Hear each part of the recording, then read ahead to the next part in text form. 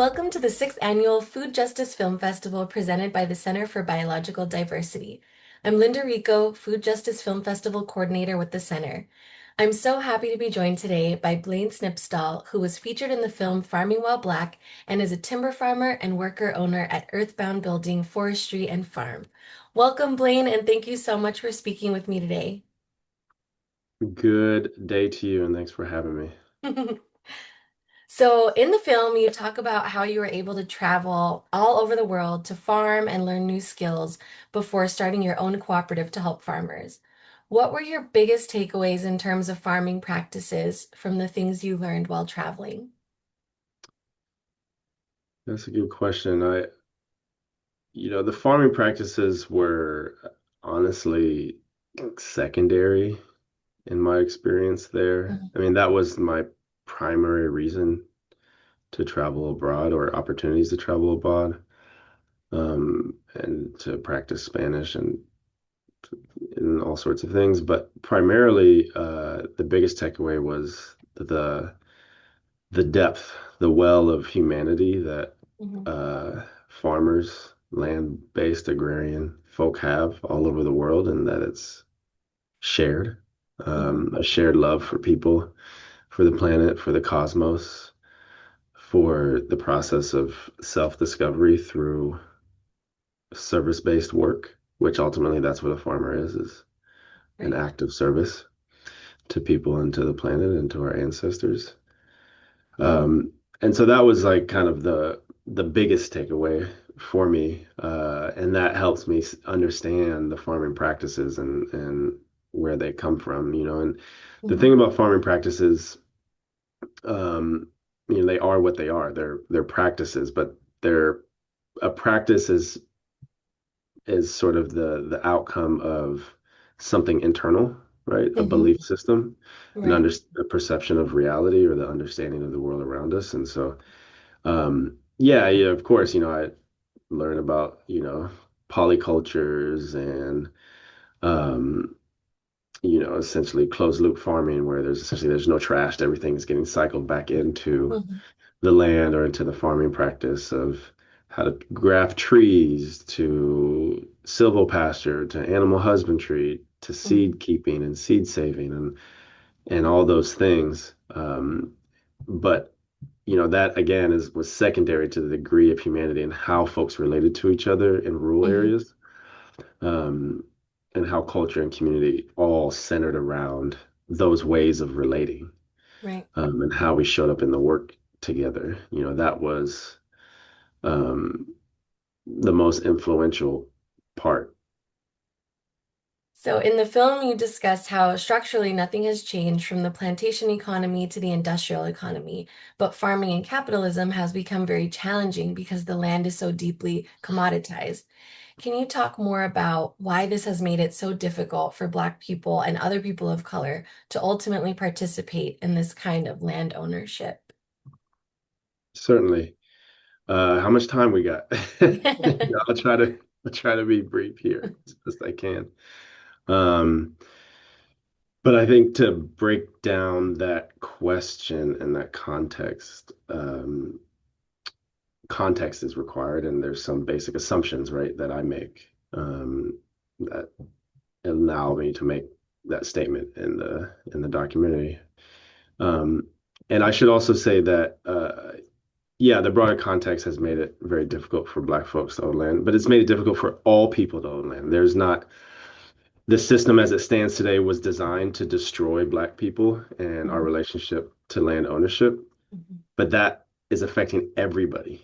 mhm, Um, Albeit whites control 90 some odd percent of all privately owned land. mhm, But it's not like 90% of white folks control 90% of privately owned land. It's a small minority that is gaining mhm, access, and particularly in the agricultural sector, the area I live in, the DMV, DC, Maryland, and Virginia, mhm, the average acre price is kissing $27,000 an acre. It's like, I don't care who you are, how you farm, like, you're not going to generate a profitable farm business mhm, with $1 million in debt. It's right. very difficult to do that. Mhm, Um, so that's just an aside. mhm, Going back to your question and my comment, referring to my comment in the film, Mhm. it's important to understand like what was the plantation economy and how did we even arrive at a plantation economy and thus a plantation society, right? Um, the if capitalism is a sword, the Mhm. leading tip of that is imperialism, Mhm. and then the edge of that is colonialism, right? And Mhm. so the imperial project to quote unquote settle the new world Mhm. was part of the evolution of capital in Europe as it experienced yet again another debt cycle, right? They Mhm. left because there was mass debt coupled with a unification of Christendom at the time, which now we call Europe. Mhm. Um, and so, in any case, we arrive then at this plantation economy that was fundamentally predicated on the rules of feudalism that we saw in Europe, which was privatization of land, widespread land ownership by a Mhm. few, and the commodification of essentially human bodies, right? I should say that Mhm. humans have had a long history of um, debt bondage or chattel slavery of sorts. Mhm. But this was one of the first times in world history that we saw a form of slavery in which it was generational, Right. um, that it was conscripted to those who weren't even born yet, Mhm. and that there was no way out. And the hallmarks of this plantation economy that undergirded the transition to the industrial economy that eventually gave rise to the service economy that we exist in now Mhm. was predicated, as I mentioned, on deep concentration of the means of production or resources, of Mhm. labor, of land, to the industrial methods, the shipping processes, and things of that Mhm. nature, and the subjugation of the actual working class, the individuals who worked that land, individuals that cultures and peoples that had been there for thousands of years Mhm. prior to it.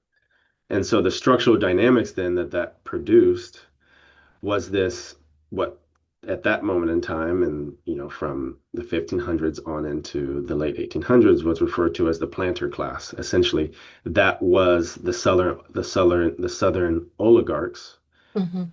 who were able to then amass great wealth and thus as the social dynamic society was evolving was able to Mhm. have direct influence over the social direction of the society in both legal standards, which include laws and moral standards of their very own society, Mhm. access to any developing economic methods and means that were coming forward, and most important, not most importantly, but also equally as important, this planters class was able to create ideological conditions in Mhm. which other working class whites were able to see themselves separate from those enslaved blacks, right? And that's a crucial piece because we see all that at play today.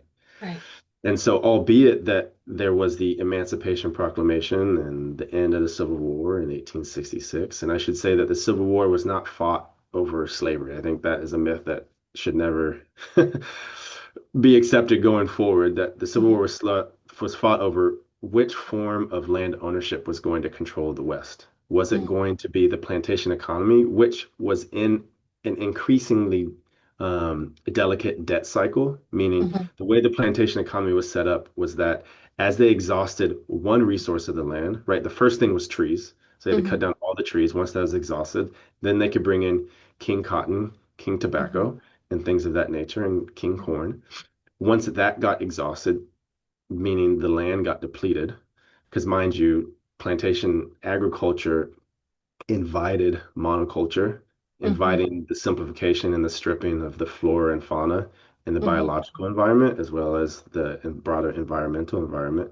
So Right. once all that gets depleted, they needed to expand their land base. So if you look at the roles, the owners of farms prior to the Civil War, their land base was steadily increasing, Mhm. right?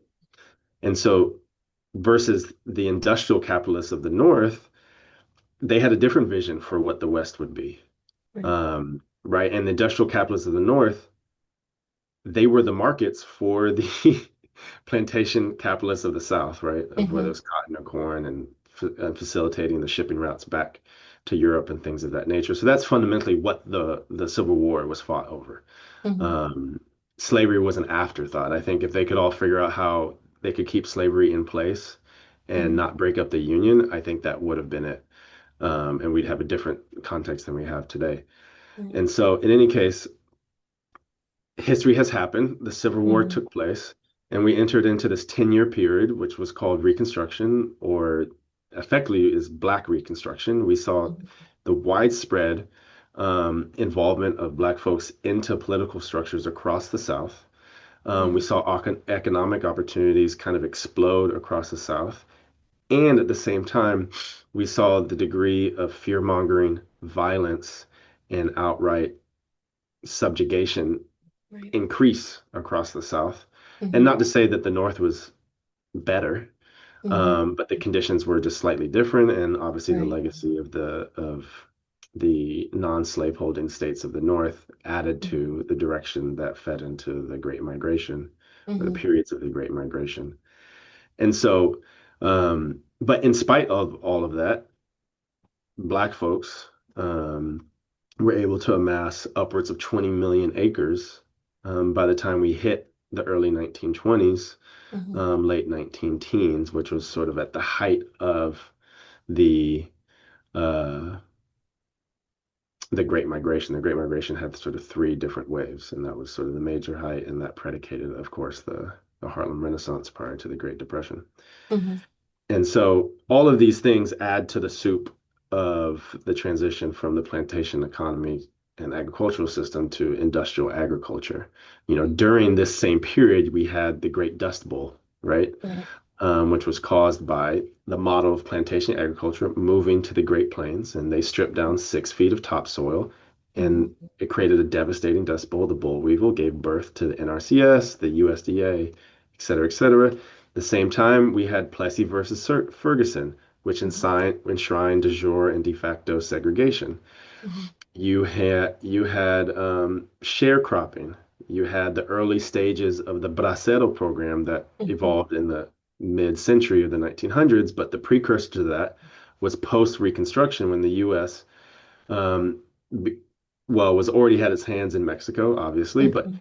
reached its hands even further and began to uproot indigenous and Mexican farmers and have them come to the U.S. to provide as farm labor, right? So all Right. these factors are at play, Mhm. um, and they all feed to the broader dynamics we see in the agricultural space. And so that's, in a nutshell of what I was trying to say in that statement Right. regarding, there's not much that has changed structurally because we see very similar dynamics today, albeit they're Right. packaged differently. It's Mhm. not the Bracero program, it's H2A. Mhm. It's not plantations, it's large scale industrial farming. Um, it's not a planter class, it's Right. the farmer.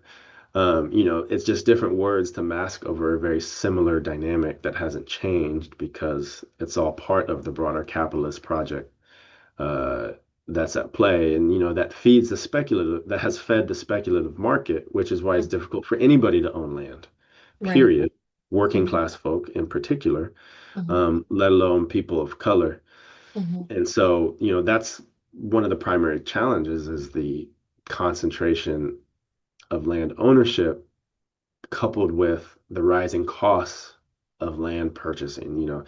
All of that aside to the fact that the notion of land ownership that we have today is absurd, Mhm. but it's the one that we find ourselves within. Right. And folks who are able to or feel called to engage in a broader process of social transformation to help Mhm. build something different, a better Mhm. society, land ownership and access is fundamental to that. Mhm. Um, you know, the agrarian transition is predicated on land ownership and not just land ownership, but who controls that land and for Mhm. what social use and how is Yeah. that land is managed. Mhm. And talking about this difficulty of land ownership, in the film, we also see, it discusses debt relief policies for Black farmers who continue, like as you were talking about, continue to face discrimination, as well as legislation to enact policies to end discrimination within the USDA, protect remaining Black farmers from losing their land, and provide land grants to create a new generation of Black farmers and restore land lost. But a lot of this policy, legislation, all of these things that were in movement have since come to a halt. Um, why do you think this is, and do you see any forward progress with any of these policies or legislation pieces? Yeah, I don't have a racialized view of life. Um, I have a view that's based on trying to understand how power moves. Hmm. And uh, I say all that to say that uh, the white power structure in this country has never stopped trying to figure out how to maintain the plantation economy. Hmm. And Black folks and Black farmers will continue to be at the center of that in the agricultural space. Hmm. But also, the notion that agriculture can survive in capitalism without support from the state is an absolute farce. There is no historical record in this country Hmm. that has ever shown any form of agriculture to support with to survive without deep, deep subsistence from the state. Hmm. During the plantation society, that subsistence looked like the development of credit and financial systems, development of markets, development Hmm. of the transportation system, right? Hmm. Of policies pro certain types of crops farmed by certain kinds of farmers. Hmm. And so the grand irony is that the second any group of color, or Black people in particular, tried to get any form of support that Hmm. is owed, by the way, not because we toiled for 400 years in this country, Hmm. but because of the documented 150 years of very clear discrimination. Right. Anytime Black folks try to get what is owed, Hmm. sliver of it, the grand irony is that folk in the white power structure will do anything they can to prevent that. Hmm. When they themselves have benefited from a legacy of hundreds of years of federal subsidies. Right. And so that's why it has come to a halt.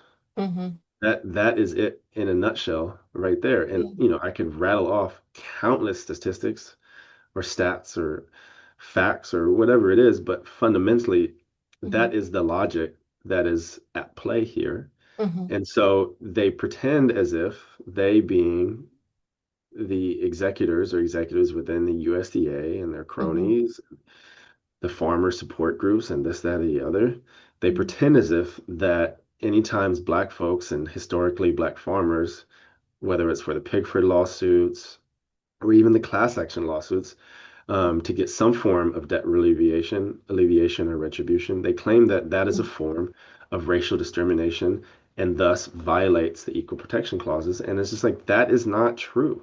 Yeah. That is ahistorical, and they Right. are on the wrong side of history. Hmm. However, they're on the side of protecting their own interests. Right. And again, hearkening back to the period of Reconstruction that I mentioned, Hmm. they know, much like I do and many other folks, is that if you control and have access to land Hmm. and are able to build self-supporting rural economies,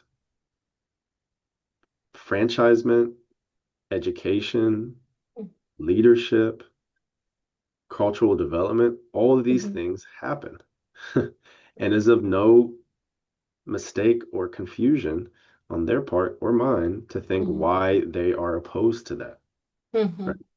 That is what is at play. And it's not just particular to Black folks. They perfected this on Black folk and Indigenous, but this is to anybody that opposes that form of perception of reality, that worldview, that culture that's ingrained in this society that Hmm. is instrumented through the USDA and its agricultural Hmm. programs. Yeah. You were talking about now how you included yourself in one of the statements about, land ownership. And in the film, we see that after, a long time, you did acquire your land, 24 acres to ultimately become earthbound building. But can you tell us about your experience in obtaining land and any obstacles that you had to overcome or just, what that was like for you? Yeah, and I just to clarify, so the group that purchased land was a collection of the Black Dirt Farm Collective and Earthbound Building. So Mm-hmm. we're kind of the same people, different formations kind of thing. Got it. And Okay. we pooled resources together and leveraged Earthbound Building, which is a construction business, Mm-hmm. with resource that BDSC, which is a land-based um, Black agrarian collective. Mm-hmm. We leveraged those experiences and resources to collectively purchase the deed to these 24 acres Mm-hmm. of land. And I say deed because that's essentially what we bought was a piece of paper saying we own this thing. Yeah. When in fact, the land owns us. And we all come from the dirt. So, but the experience was what it was. It was straightforward. Mm-hmm. Because of experience we've all had as individuals in the group. I should say that it took us 10 years to get there Wow. as a group, as a Mm-hmm. collective. And that was because um, to own land collectively or to steward it cooperatively Mm-hmm. takes deep relational work and trust. Right. Mm-hmm. And that just takes time. You can't really rush that Mm-hmm. process, Right. which you certainly could. Um, but that can place you at risk of making decisions that you then soon would regret Mm-hmm. because that trust hasn't been developed, or maybe it's just a transactional relationship. But in our case, that was not Mm-hmm. the case. So it took many years of going through together Mm-hmm. to be at a place to where we could feel like we can have trust that the resources and the land base were managed in a way that uh, reflect our values Right. and that the land feels cared for. Was that always the goal to go into purchasing land as a collective like that, or did it just sort of happen organically while you were thinking about, what the future looked like? Yeah, it was a goal. We went through over the 10 years, we went through several Mm-hmm. different retreats of talking about, what are we doing long term, et Mm-hmm. cetera, with families and this kind of thing. So as Yeah. land came up, being agrarian folk, naturally as it Mm-hmm. does, that shared land ownership piece came up, Right. where things have evolved is initially like, oh, we'd all live there and this, that.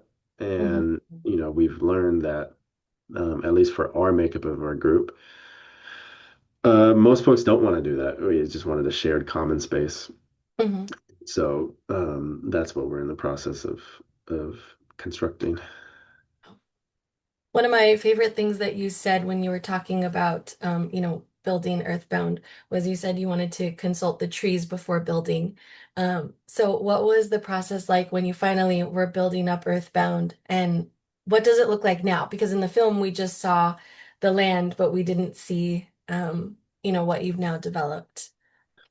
Yeah, so we are actually in the midst of a rather large capital campaign to do the actual physical development work. We finally got construction plans completed for the project, Congratulations. and Mhm. we had a master plan that we had developed with a designer, a local Mhm. designer.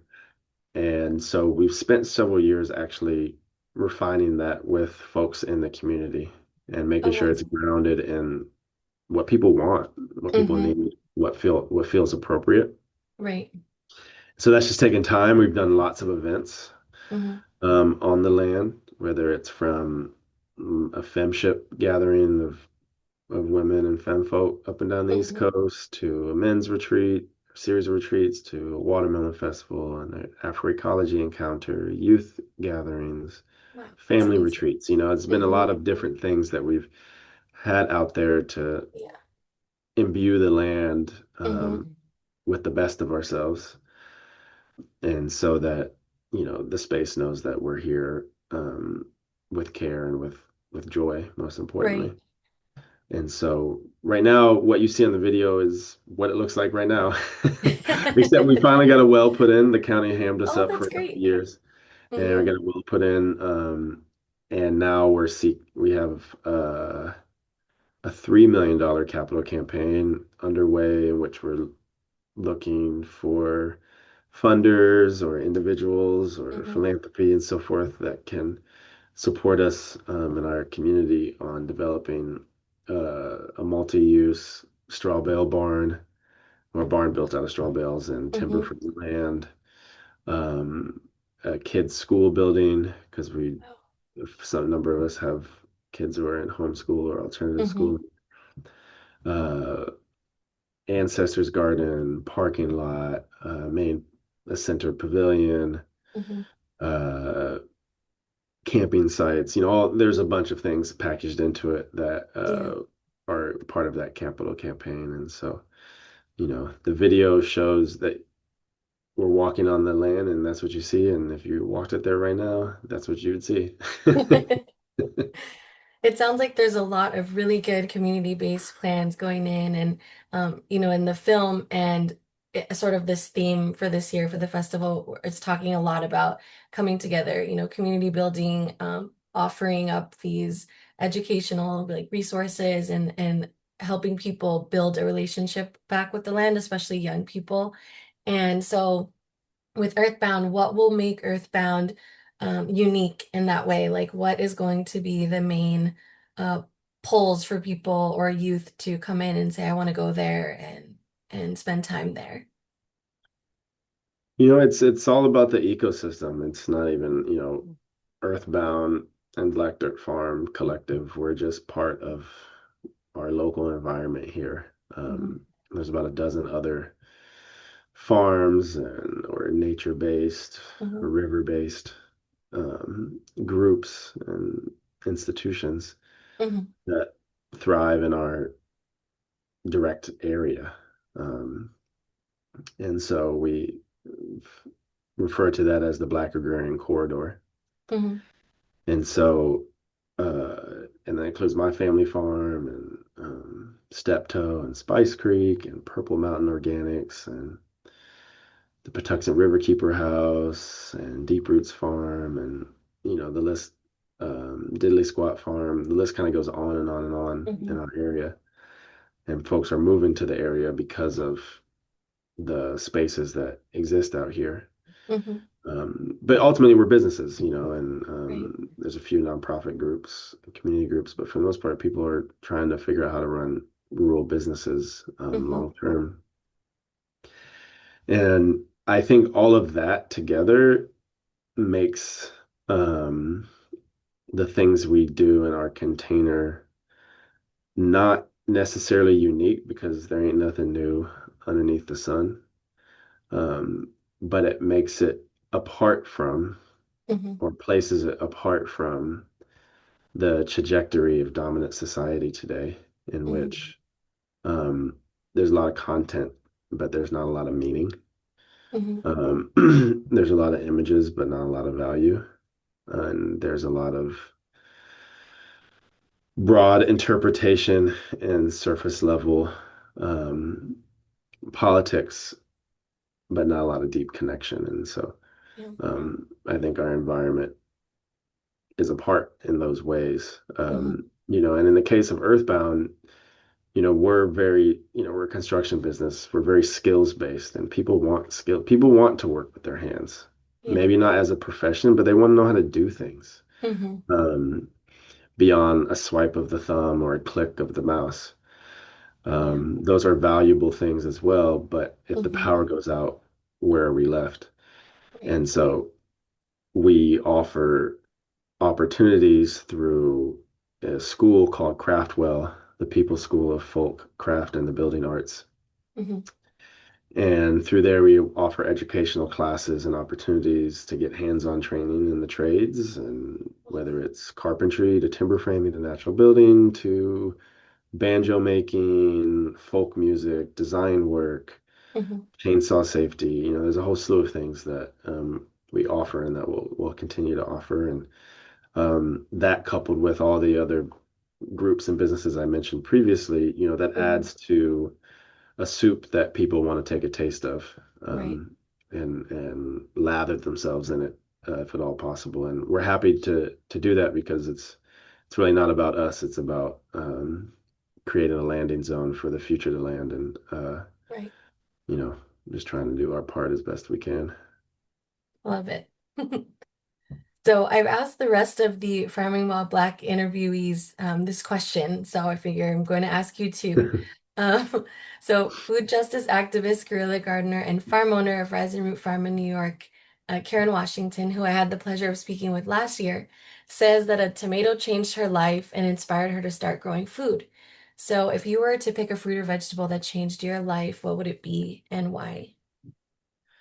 It'd have to be an onion in this moment. I think anytime someone asks me this question, it changes. Um, but it would have to be an onion or a Hmm. sweet potato. If I could grow one good thing, and that's what I was known for doing, one good thing in this life, it'd be a good sweet potato. But in this moment, it's going to be an onion. And, An and part of onion. that is Why an because, onion? it's like onions are us, Hmm. You first cut into it, it's like, okay, yeah, we're a little pungent. Might make your eyes water, stink a little bit. Um, but you peel back the layers and it's like it's the same thing on the inside. Hmm. Um, and I'll never forget I was in college or in my early 20s and I was back in California visiting some friends and we're on a Hmm. farm. Someone tossed me an apple and I was already farming at that time. Tossed me an onion, I'm sorry.